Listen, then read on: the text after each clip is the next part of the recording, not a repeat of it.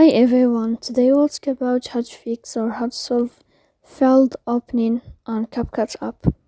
To know how to fix or how to solve CapCut failed opening, you should just go to settings.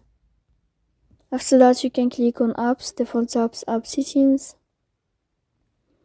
Then you will enter to CapCut and you can click. Here in this page of app info you will enter to force stop and you can click OK. Here we'll enter to the window of storage. Then you can click clear cache. Don't click clear data because that can cause you errors in your app. And in the end you can turn off your Wi-Fi. And you can wait a moment to turn on your Wi-Fi again. So please don't forget to support us by like and subscribe. See you next time in another video and thank you for your attention.